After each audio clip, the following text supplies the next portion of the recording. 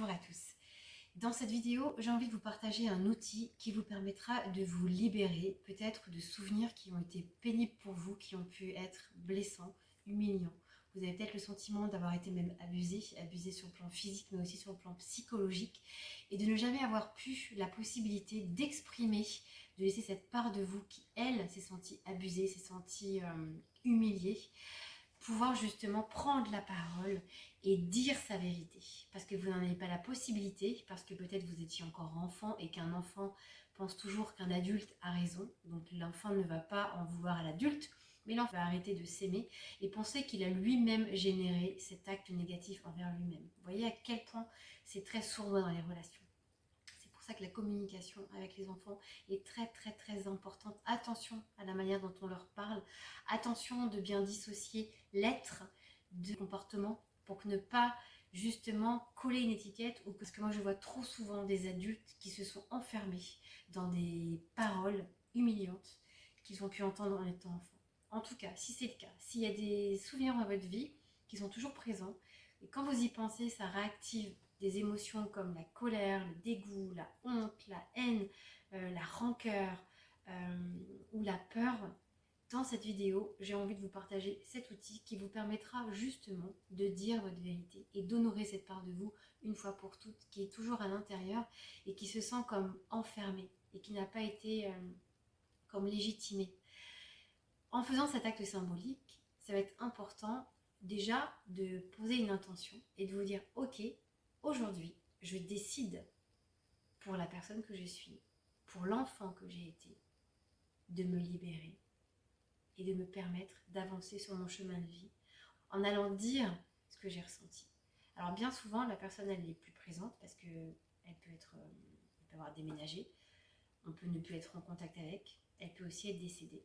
Dans tous ces cas de figure, vous pouvez malgré tout utiliser cet acte symbolique.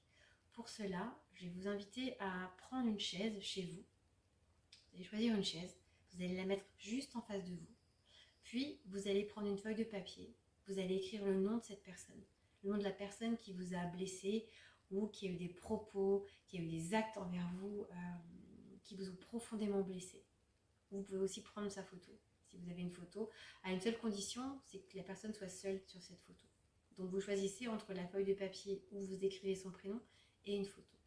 Et vous allez disposer ce papier ou cette photo sur cette chaise et vous allez vous autoriser, sans filtre, à dire exactement tout ce que vous avez, non pas sur le cœur, mais dans le cœur.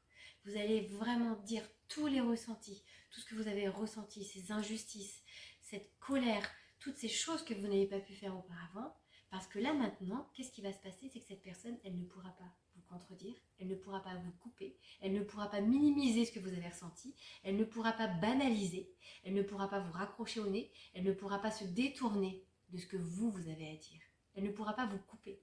Et c'est vraiment un moyen très efficace pour vous permettre d'extérioriser, pour vous permettre de dire une fois pour toutes à cette personne, même si elle n'est pas d'accord, et on ne cherche pas d'ailleurs son accord. Ce qu'on cherche dans cet acte symbolique, c'est à vous donner la parole, à donner la parole à cette part de vous qui, elle, a été en souffrance et qui l'est toujours.